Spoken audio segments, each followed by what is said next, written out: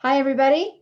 Welcome to this Facebook Live today. We're going to be talking about how to support kids during COVID-19, and you are going to love my guest. She is amazing. I've had the opportunity to get to know her over the last few years here in Orange County, and it's just great to have her. We have Dr. Sharonne Herbert. She is a board-certified clinical child and adolescent psychologist. She's also the supervisor of the Mental Health Emergency Services team that evaluates children and adolescents who present to the emergency department for mental health concerns at CHOC, which is Children's Hospital of Orange County. She is passionate about working with parents of children with disruptive behaviors, children with anxiety, obsessive compulsive disorder, and tic disorders. And on top of that, she's just a very genuine person. She is funny. I think she's a little bit of a Tigger on the Winnie the Pooh scale. She's an outgoing personality and loves kids, loves to help families. So I'd love for you to welcome with me Dr. Sharonne Herbert. There she is. Hi, Kay. Hi there. I'm so excited to have you with us today. I'm so excited to be here. I get some one-on-one time with you, which is fabulous. Yes. And we're doing this on Cinco de Mayo, which is fabulous. Right. Yes. People are taking away time away from their celebrations or continuing to celebrate, but they're hanging out with us. And lastly, as you noted in your, I think it was something you posted on Friday, it's Mental Health Awareness Month. So we can just start and kick this off with talking about kids. Absolutely. And this week is actually the week that is dedicated to children's mental health during that month of May. So I can't think of anybody I'd rather have on to talk about kids and, just give us a little overview of yourself, more than what I gave the bare facts and stuff, but the other parts of you and what drew you to working with kids, and then just kind of start us off. I think you've got a little survey or something that I do. All right. So go, you can start. Okay. So a little bit about myself. I started my career off in graduate school trying to figure out how to work with parents. And so my advisor, supervisor, and I had developed a parent training manual for families of hyperactive preschoolers. And so parents are always near and dear to my heart. However, I've transitioned to working in the hospital. And a lot of what I do is working with the hematological team, which is looking at working with kids who have bleeding and clotting disorders, so like hemophilia, sickle cell. And I also, as you had mentioned, for the last few years, have been in the emergency department dealing with kids who are in crisis. So we see those kids when they are the most vulnerable, and we treat them as our family. So when they come into the emergency department, we welcome them with open arms, and we're trying to figure out how we can best serve them. And particularly the suicidal kids, what we tend to do and we use is a family-based crisis intervention. It is called FBCI, family-based crisis intervention, because we really want to join those families and figure out how we can safely discharge them wherever that is. The other thing that I do is I do presentations. This is how you and I have gotten connected. And so I go in the community because I love sharing about children as well as talking about mental health. And one of the areas I am very, very, very passionate about is motivational interviewing. So I'm a trainer and I give workshops about motivational interviewing. If you're not familiar, in essence, it's an evidence-based, collaborative, goal-oriented style of communication that really is designed to strengthen the level of intrinsic motivation for people. So that is what I'm doing now, and I get and then I get to share all these things about kids today. That is awesome. I knew some of that about you. I didn't know all of that, but it's that explains why you're so good at what you do. You do this all the time. But it comes from just a passion to help families. And that, with our son's mental illness, I did not encounter that. We didn't interact with CHOC at the time when Matthew was really young. I don't even know that I knew that I could, so much I didn't know.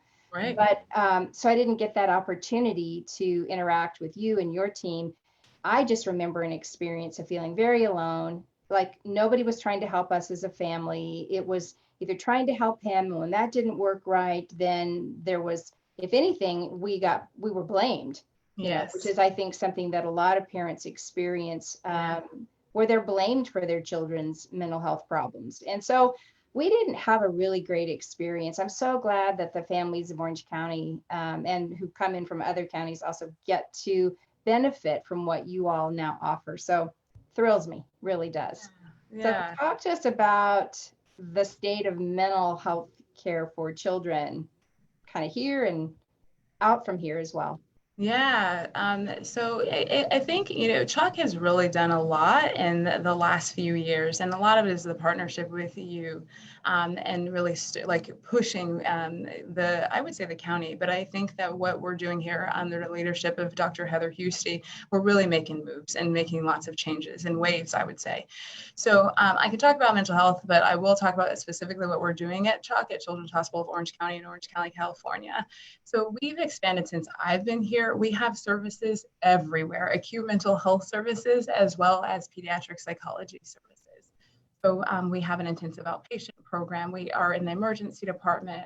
We're branching out into primary care. We also have the mental health inpatient center. We have the pediatric psychologists who are on the consultation liaison service. So when kids are in the hospital, we are there. We also have Project Health, which is a wraparound program, as well as the co-occurring clinic. There's just so much that's happening, and I'm sure I'm missing things. We really have branched out, and part of it is partnership with all of the folks, including yourself. Yeah. So how can mental health affect children and adolescents? What does that even mean, really, for somebody who's not sure? Yeah. So, I mean, in essence, we know that mental health is key to one's overall health. And if you think about it, if there's someone who's untreated mental health, what we see a number of things. We have short-term and long-term effects. So some of the short-term effects are just changes in like their interpersonal relationships or relationship in general with like their peers as well as their family members. You also see a change in their academic performance. If we think about long-term, as they go into adulthood, you see higher healthcare utilization, as well as increased risk for incarceration, underemployment, poverty, as well as alcohol and drug use. The thing is, I'm saying that, but really, I think it's nice to like really concretely understand what mental health means or looks like, and the sheer volume that we see. So what I'd like to do is put all of you who are listening now, and also if you view it later, to the test. I want to know if what you think about how many people, and particularly children and adolescents, are impacted by mental health. So we're going to pull up the PowerPoint here, and if we can go to perfect. So how many kids, I want you all to think about this. And I'm going to put Kate to the test. So you think about it, you can tell the screen, you can type it in the chat, but how many kids have a mental health disorder in the United States? Is it 1 out of 3 kids, 1 out of 4 kids, 1 out of 5 kids, 1 out of 10 kids, or 1 out of 20 kids? So I'll give Kate some time to think, not too much time, but I'll give her some time. And you guys go ahead. Do I get a prize if I get anything right? Of course. I'm going to say C, 1 out of 5. Well, Kay, you know this. Fabulous. Yes. So all of you who said it's 1 out of 5, you are right. So mental health disorders affect 1 out of 5 children in the United States each year. The thing is, I'm saying that 1 of 5, 20%, but really, what does that actually mean and look like? So we're going to take this in Orange County, because, maybe I'm a little self-centered, want to focus on Orange County, and then we're going to go much bigger. We're going to think about the United States as well as internationally. So I have for the next slide, I have a picture of Angel Stadium.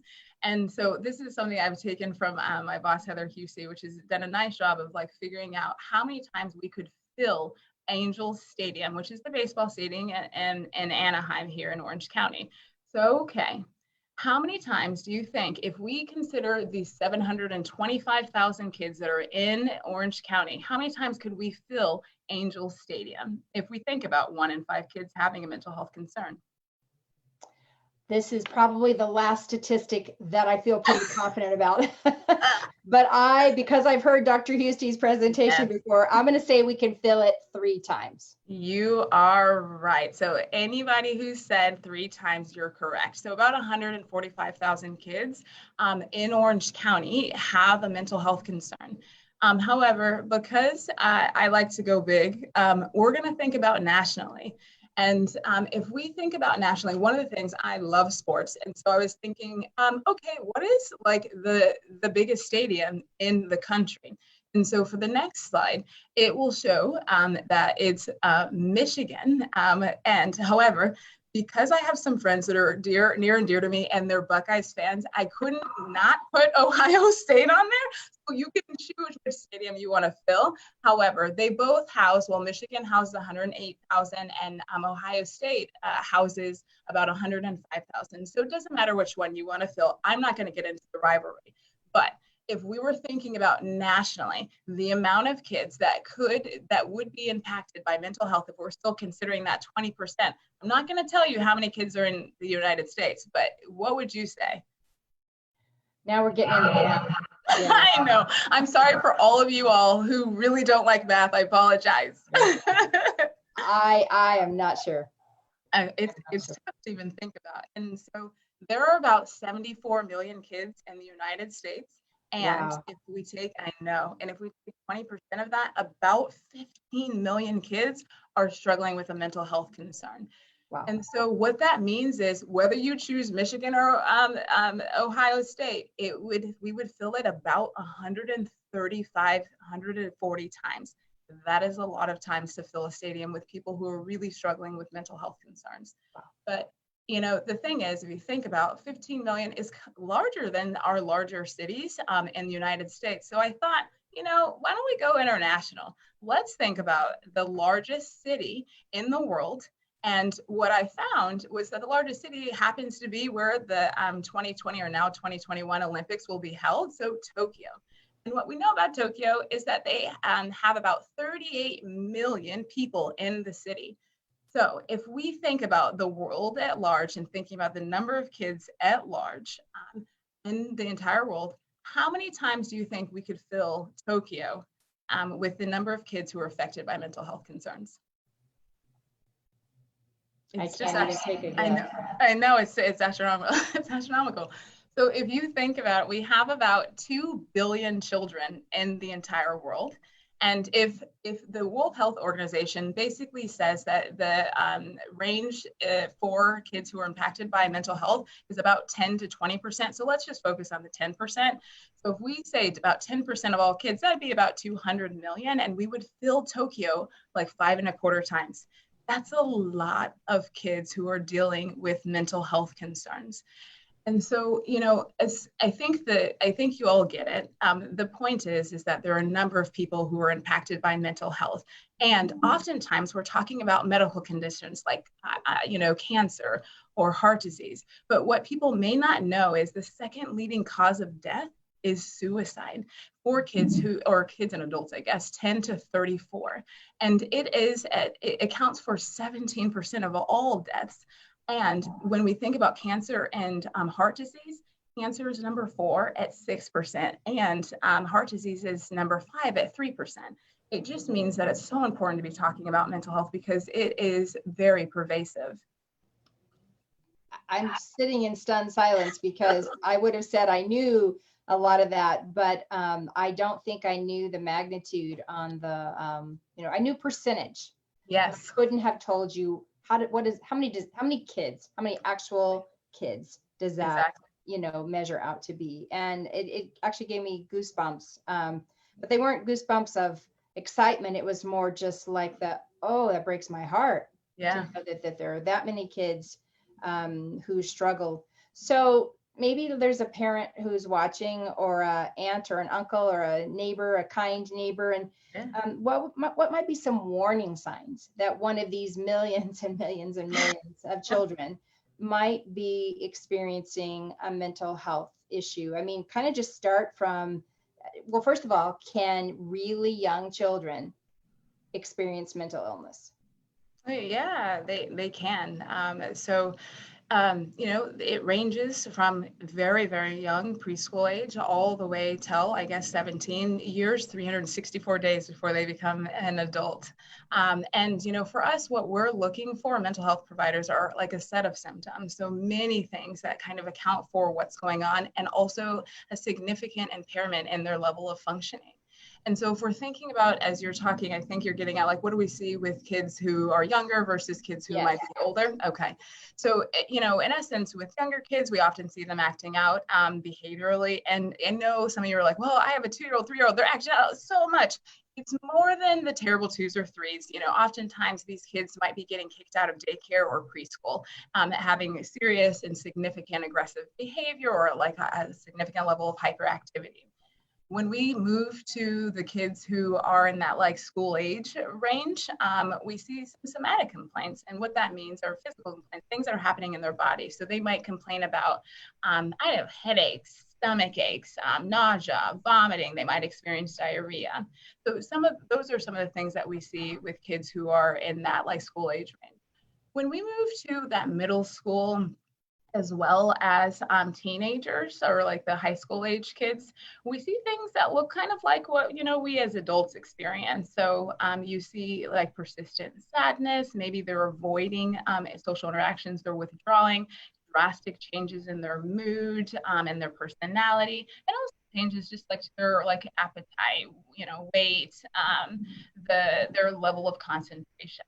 But there are some symptoms that we see that are like kind of cross-cutting, and one is school refusal, depending on what's going on in the school. But in general, just to kind of reiterate, anytime we see a lot of symptoms, as well as we're seeing like how it's impacting their functioning, that's when we start getting really concerned. I think you said you mentioned somatic experiences for children, maybe in the elementary years. Is that kind of what you said? So how does a parent distinguish between either I just don't want to go to school, or I'd rather stay home and play video games, or I had a fight with my friend at school and so I really don't want to go, I don't want to face it, or I don't like my teacher, or I'm struggling to learn, for me it would have been math. As I put you through a math always test. Math. Always math. So how does a parent distinguish like those body complaints that a child has that are that you would then say, well, that might be related to, more than they just have a headache, or more than they just get diarrhea if they eat spicy food? Sure. I think, for us, it's all about pairing it. So when does it happen? Timing. Are there things that are leading up to it? Oftentimes the kids that I see, especially when they're experiencing like maybe stomach aches, headaches, butterflies or something in their stomach, it's paired with something that might be challenging for them or scary, or they're, like something's happening at school. So part of it is asking a lot of questions and trying to figure out like what's happening before or what they anticipate might happen, those types of things. And see if it's kind of connected to that. So those are things that we would be looking at when we're trying to differentiate between, like they're actually not feeling great versus like they're maybe worried about something or sad about something. Yeah. And then with, like maybe the early adolescents, 11 to 13, 11 to 15 in there, how do parents always ask, and I remember we had a hard time distinguishing too, particularly with Matthew, was how do parents distinguish between what might be a normal pulling away, self actualization, running their own, the kids desire to maybe run their own life, make their own decisions, not be a little more independent. How do you distinguish that?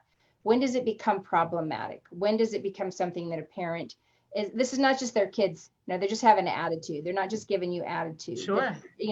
Or they're not just going through even normal, that's what kids do. When does it become not just what kids do, not just they're giving you attitude, but you need to pay attention here. Yeah. I mean, again, I kind of would say it's all about if there are other things that are going on. You're right. It is so normal for them to want to separate from, parents. It's their time to become their own autonomous individuals. And we really want to foster that if that is normal for the community, right? Because we also have cultural considerations where that isn't, like they would want to be more connected with family. So I think it's that in addition to other things, depending on like the changes like in mood, or they're just not as interested in things that you would typically see them being interested. Not that they've changed their interest, but they're just not as interested at all. So you mentioned cultural differences. So maybe just expand on that a little bit. So in different communities, what does it look like and how do parents distinguish based on a particular cultural milieu in which they're living?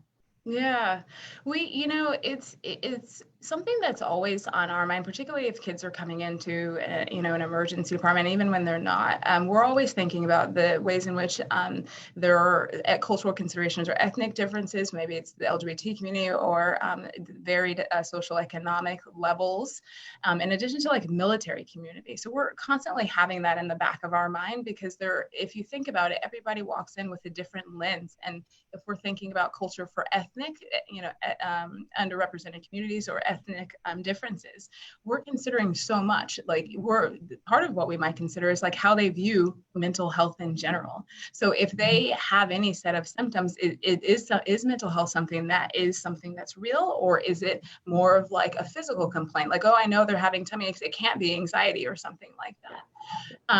We're also considering the ways in which they think that they can be helped. So is it a mental health provider? Is it their faith leader or in their faith community?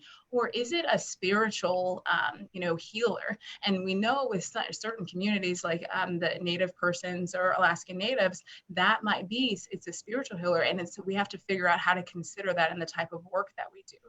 The other piece is just considering the societal cultural context that we live in, and like the historical context. So for Black Americans, we know there's a long-standing history of racism, institutional racism, so social and economic disadvantages, and also history of like reaching out to experts and then not having trust in them, like because of what happened, like the Tuskegee syphilis study. So there's that piece as well, in addition to other pressures like for Asian Americans being the model minority, or for Latinx folks in terms of just like not having good interactions with providers. So all of those things we're continuing to have in our lens, in addition to just like, is it community versus individualistic? Is there this piece of shame that they are worried about if I say that I'm struggling with something, and what that means for me, the community, like my immediate family, and then the community at large,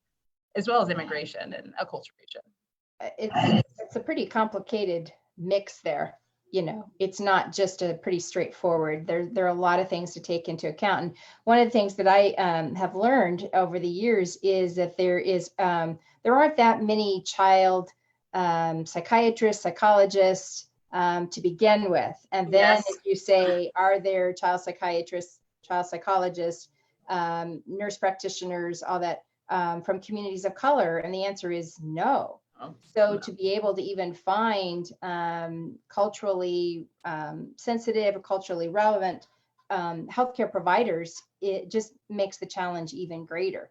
Yes. You know that way more than I do, but that just might be an assumption that some of the audience might not even realize how important it is to have people like you when you're sitting there looking across from them and you're trying to talk about what's going on in your mind, and somebody who has no reference point of your cultural background, how that adds layers of complexity to getting help. Yeah. And really, if, the reality is, even for myself, I work with a lot of people who don't look like me. It's my duty to make sure that I understand some of the things that I was talking about, and really the cultural lens and perspective that they come from. If I don't do that, I'm not doing my job even in the slightest. I really need to always be considering that. And for us, we're always asking about ethnic background, their LGBT status. We're asking about languages in the home. It's so important for us to be asking those questions. Absolutely. So do you have, are there some particular concerns that you're worried about in, adolescents or children in mental health? Are there some things that, if you could, this makes it sound like this is the last question. It's not, but it's like, because it's don't like, get rid of me yet, Kay. No. I realized as I started to say it, this sounds like a closing question, and it's not. But it's just, what would you say to parents and teachers and coaches and faith leaders? What is it that you know about, students and adolescents that concern you, that you really think some of the adults in their lives don't understand? No. It's not actually specific to the kids. It's actually just the larger notion that there's a lack of awareness and a lot of stigma. And I will say that what is really cool about this new generation, Generation Z, and those like younger millennials, they're really cool. They're so dope because they talk about like mental health, like they go, oh, well, I went to my therapist like they went to get ice cream. It's amazing. Yeah. And I really hope that they continue that trend and that we follow behind them because they're really setting a tone. And so, for me, the things that I think about is like, how do we do more things like what you and I do, like what we're doing right now, which is spreading the word. You've done a really nice job of talking about mental health. And one of the things that's really nice about you and Rick is that you have found a way to blend communities. Faith community, mental health community, and other communities. But it is such a lovely, lovely thing. We also have people, you're very welcome. We also have people that have large platforms like yourself. So like athletes who have come out and said, yeah, I struggle with mental health. So we have basketball athletes, male and female athletes who've said things, swimmers who've talked about struggling with ADHD. We also have a boxer who's talking about suicide as he's really struggled a lot with it. And then we have, celebrities like singers who talk about having an eating disorder. Yeah. They are so key to really getting the word out because they have such a large platform. And the more we talk about it, I think that hopefully will reduce the stigma. And, what are those things I want people, like everyone, really adults, to know? A few things, if I had to say, is one, remember, you are totally the expert of the kids. Even when they slam the door in your face, tell you they don't want to talk to you anymore, you are such the expert and you're so invaluable to their lives. The second thing is please put on your mask first. And I'm not talking about the COVID mask, right. We'll get to that in a minute. Yeah, exactly. What I'm talking about is if you've ever had the opportunity to fly on a plane, if you listen to the announcement, they say, put on if the, cabin pressure like decreases, they say, put on your mask first before you put on someone else's. And I had the opportunity to present to a group of parents, and one of the parents was actually a flight attendant, and she went through all like the medical reasons why. But basically, it's all about, you won't have enough oxygen to help someone. So take care of yourself, and hopefully later at the end, we'll have some opportunity to do some self-care for us and thinking about what we're grateful for, as well as one thing we'll do to take care of ourselves. And then the last thing, Kay, I would say is modeling. We all make mistakes, and even this morning I feel like I made a mistake, and I have to like have grace for that, and just like have compassion for myself, and that I am truly perfectly imperfect, and that is okay. It is okay to fail. And one of my favorite quotes is from if I'm going with the sports theme, apparently, is from Michael Jordan. And he says 26 times he was trusted to take the game-winning shot and he missed, and he's failed over and over and over again, and that's why he succeeds. We want to teach kids that. We want to teach them how to rebound, if you will, from when there is adversity and it doesn't go well. And if we can model that and talk about like, oh yeah, this didn't go well, I wish I would have communicated this way, or whatever it is, and we show them how to do that. And then the other piece is, with regard to modeling, is all about emotions. In the work that I was doing with my advisor and supervisor, we were figuring out how to like talk with families about emotion competence. And what emotional competence entails is how do we talk, like use the language to understand and know about like emotions, as well as how we express it and regulate our emotions. So those are things that, emotions are very normal, natural. We're born with those.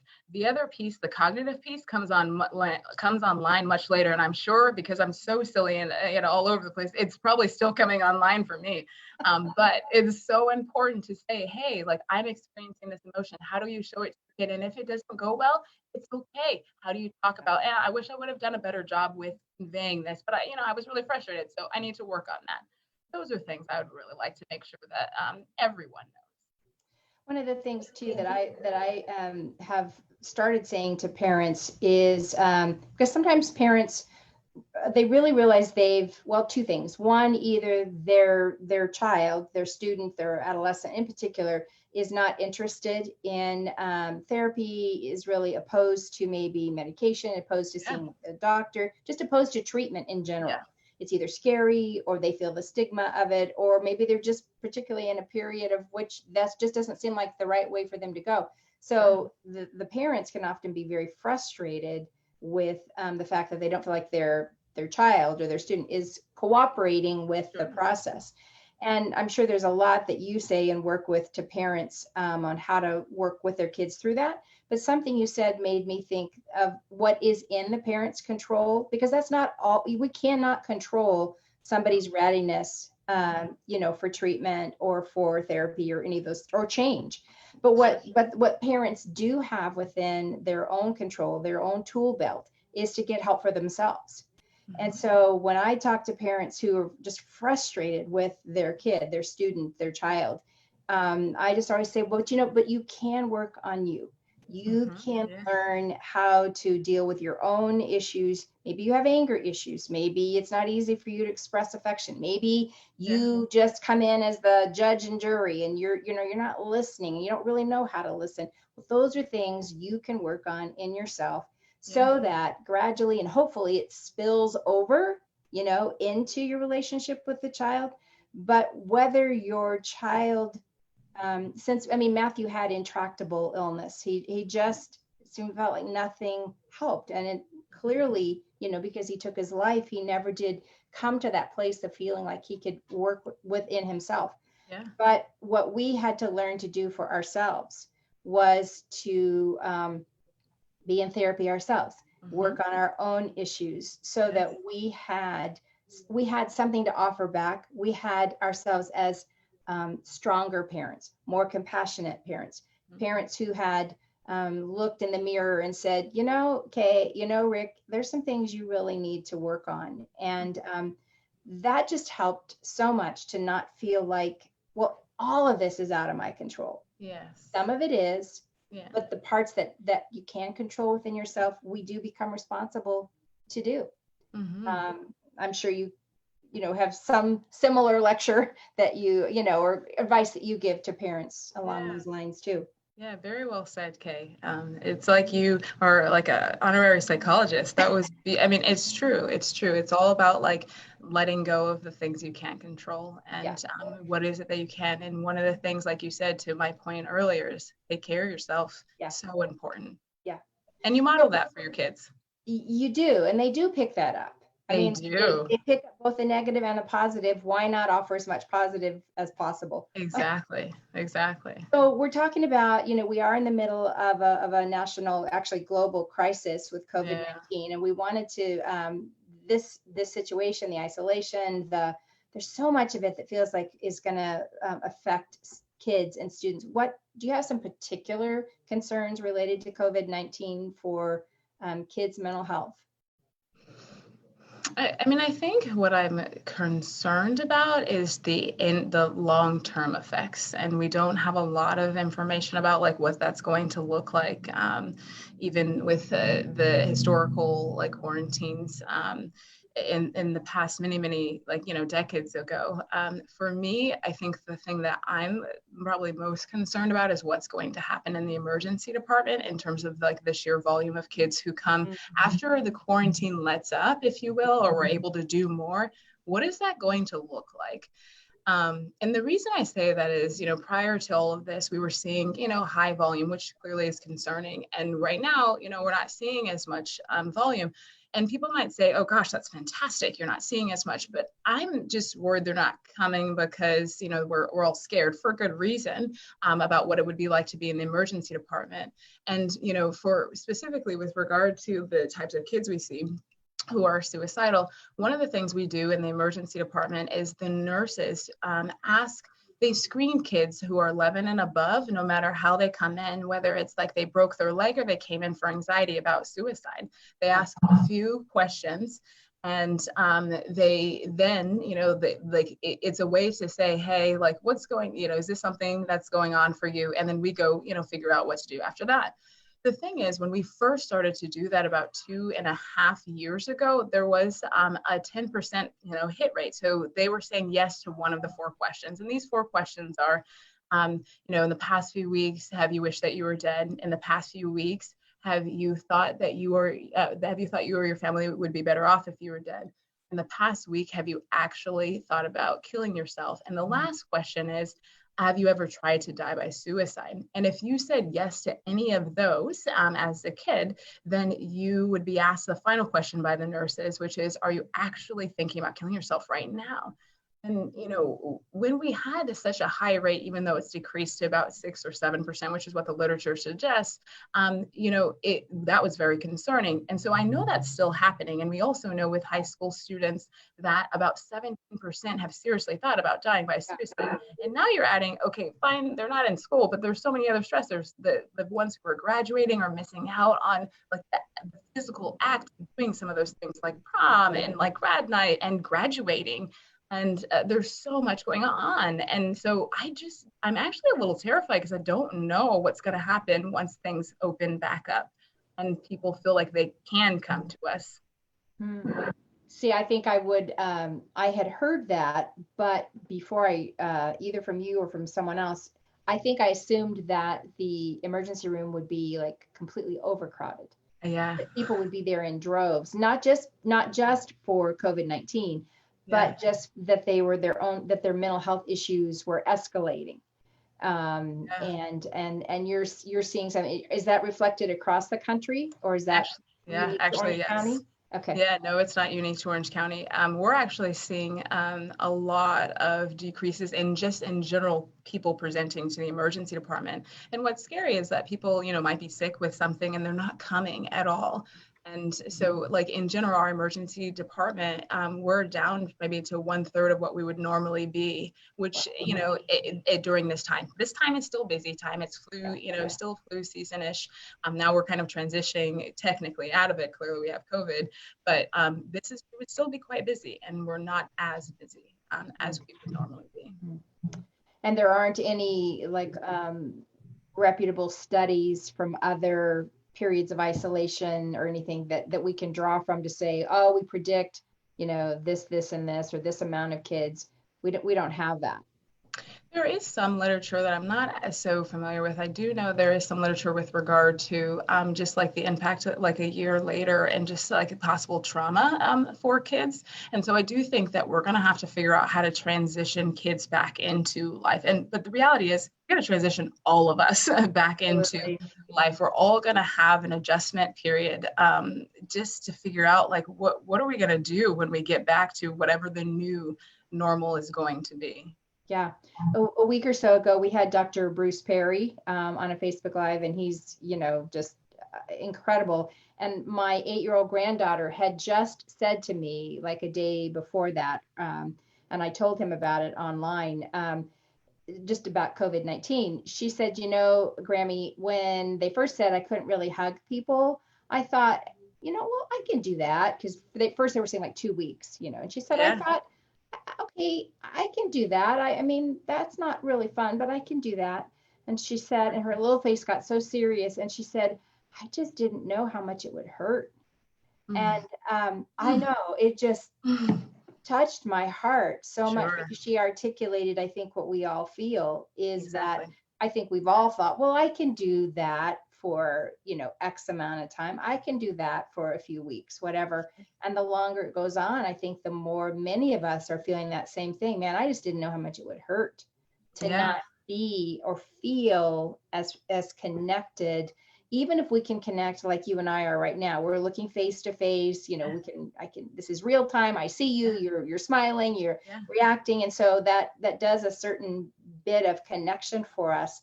But it's just not the same as if we were sitting down over, a cup of coffee, and there'd be moments I'd hug you when I see you, and I'd hug you when you left. And, and that takes a toll on all of us. And I think we're right to be concerned about those long-term effects, particularly for kids who are forming their own ways of being in the world, and the modeling of stay away.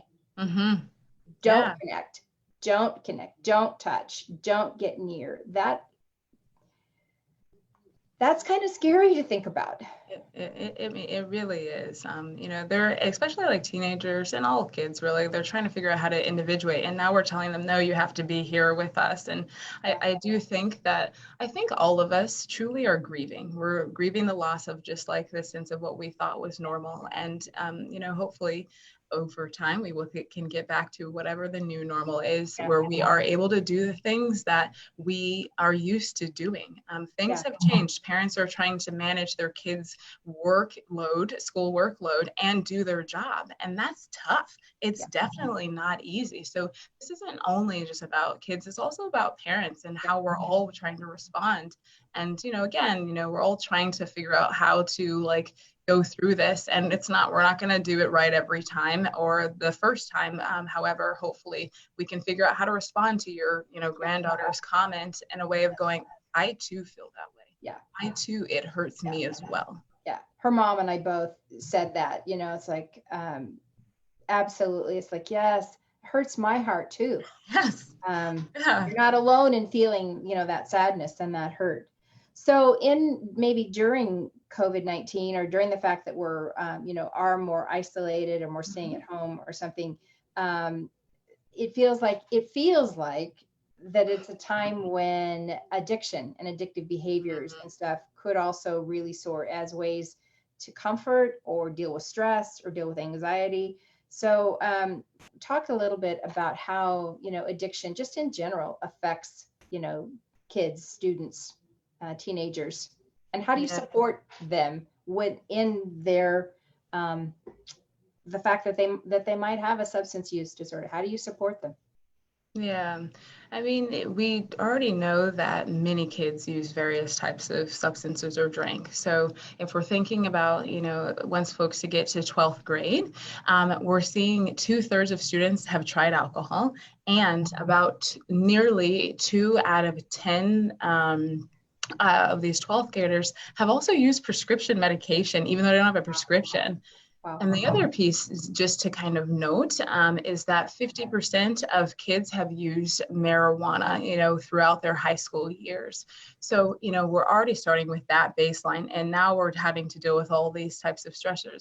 One of the things that has actually been interesting in terms of the emergency department is that we're seeing, although there's a decrease in volume, we have been seeing a lot more, and I can't say we, the team, has been seeing a lot more kids coming in after using substances. And the drugs of choice are like wax or marijuana, which who knows what it's laced with, because some of the side effects that they experience. And then Xanax is another one that they're using. So we know that when kids have, significant stressors or are dealing with like depression or sadness, as well as low self-esteem and impulse control, they could be more likely to use substances, especially if they've also had like maybe trauma or family history of substance use.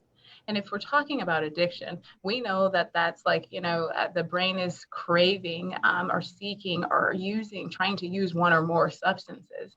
And it appears in many different ways, if you will. And so it could be like, change in personality, change in sleep habits. They change their friend groups because, they're trying to get what the substance that they need or want or that their brain is craving.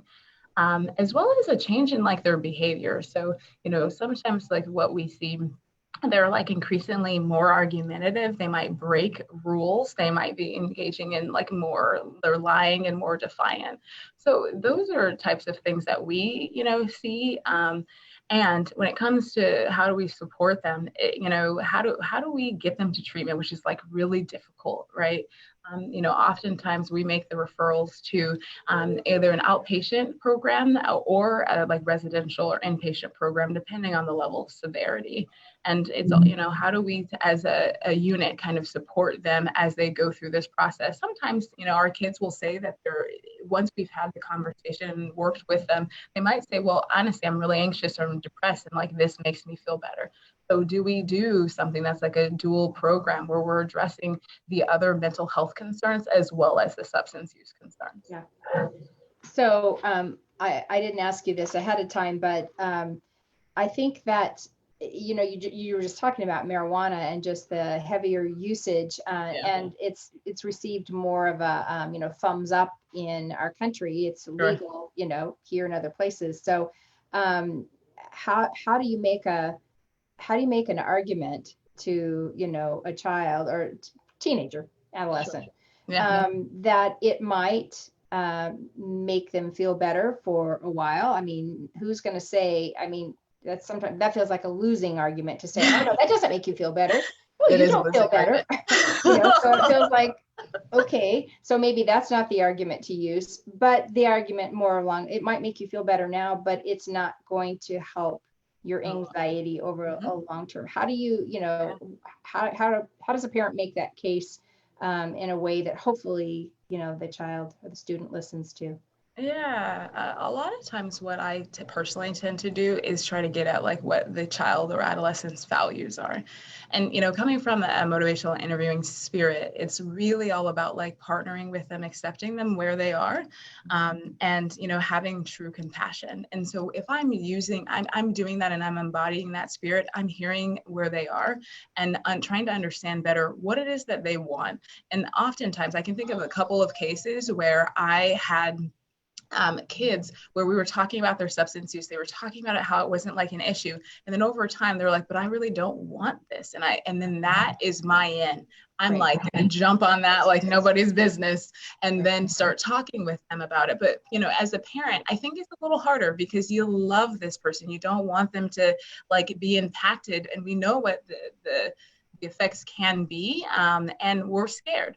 So it's a little harder to kind of sit and listen. But I think something that's really key is just listening to them and then trying to understand really where they're coming from and what their values are, what they want in the future. Yeah. Hopefully we can jump on those like Yeah. statements, but you have to really listen for them. You jump Right. on those statements and then run with those.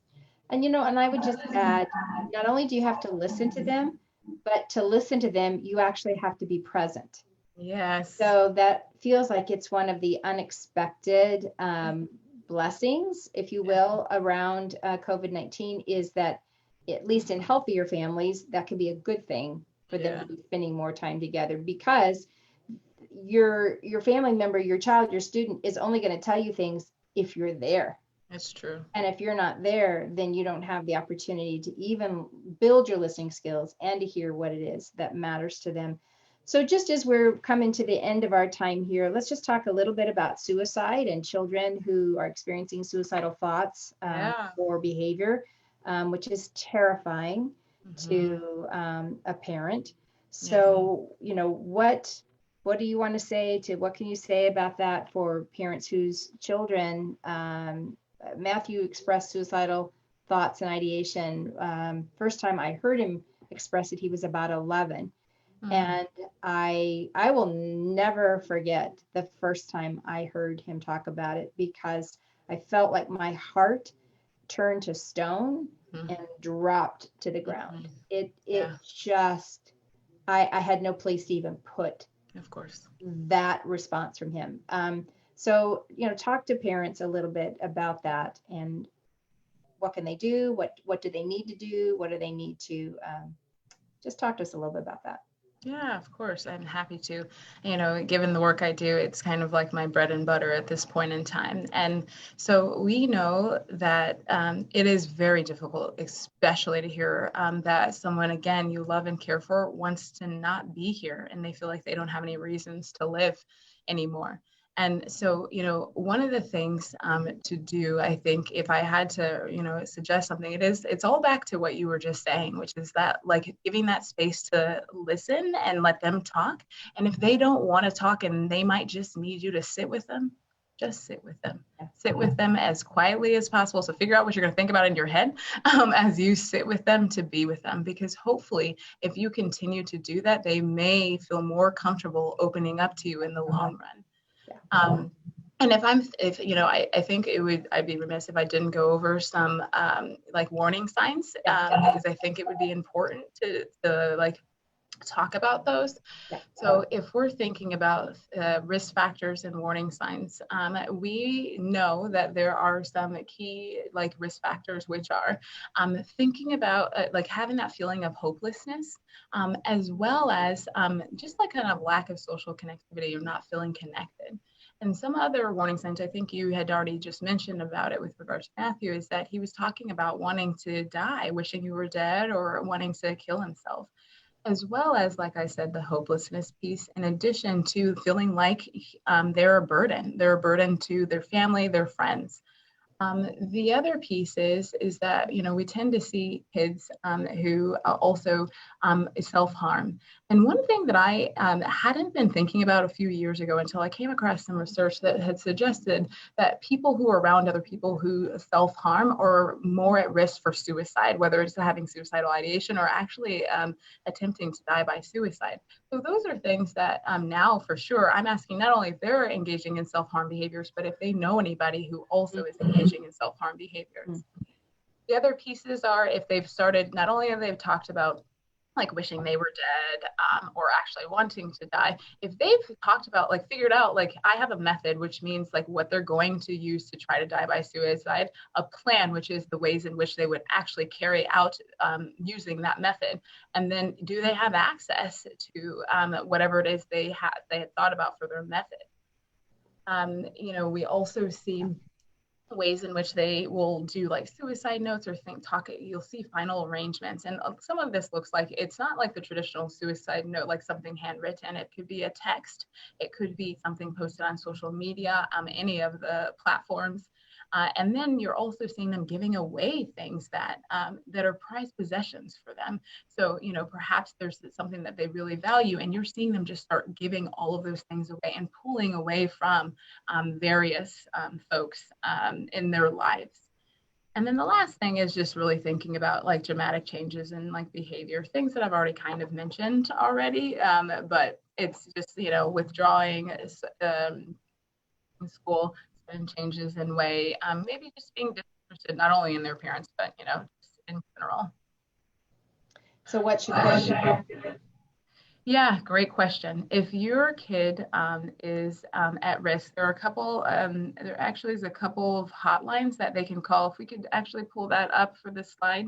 There are a couple of hotlines that are national. I'm not entirely sure internationally, but nationally we have the National Suicide Prevention Lifeline. We have the crisis text line. And the thing that if we have kids that come into the emergency department that are suicidal and we send them home, which is what we often do, we always tell them, you know, if your kid's at imminent risk, call 911 or get them to the nearest emergency department. If you feel like, okay, I can reach out and get a therapist and they're not truly an imminent risk, get them connected to a therapist in the community, because, you know, having someone aside from you at times can be helpful so they can feel, if they feel comfortable sharing with someone else about the struggles that they have. So just last question that I'm really interested in is about domestic violence. It's such a taboo topic. You know, we see Dateline reports on it or 20 or 20, but we don't often just talk about it, or it's just pretty hidden. So just give us a little bit about, you know, how can we spot maybe a child that's maybe being abused, and you know, what can we as caring adults do to help out? Yeah. So, you know, I had saw your last segment with Dr. Bruce Perry, and I was like, wait, there's an increase. I need to figure out what it looks like if kids are witnessing domestic violence, especially if there's an increase. And so the different types of the warning signs that we see in general are going, or that I really learned more and more recently, are there's some that are really consistent across the board, like being aggressive, having nightmares, having anxiety, maybe changes in their ability, like their bladder and bowel control.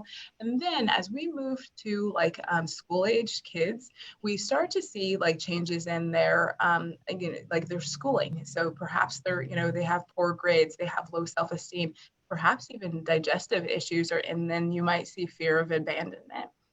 And as we like continue to progress and we get to like teenagers, you may see that they're withdrawn, and they refuse to have like their friends come over. They are constantly kind of taking care of the home and the adult victim. So those are some of the things that like is out in the literature that we're seeing, if someone is a kid or an adolescent is exposed to domestic violence or intimate partner violence. And so if you're, oh, got a funky sound there. So what can a caring adult, maybe you're not the family member, you know, if you're within the family, I know there's a lot of dynamics of just, you know, a partner's trying to leave a partner who's abusing them.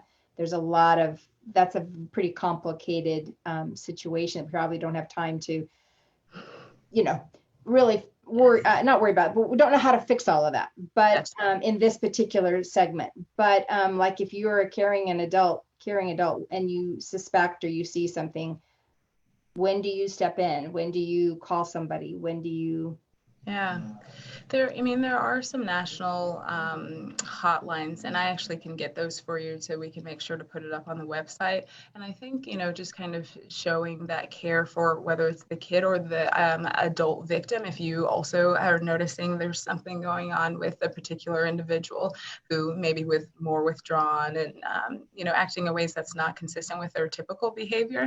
And so how do you help provide some of that information of shelters in the community and just knowing they have an ally in you to help with that. So, I think hotlines are fantastic. And then also just being that ally for them, that you are a safe place for them. Yeah, we'll add that to the notes. I can do that. So as we just wrap up our time together, thank you so much for being with us.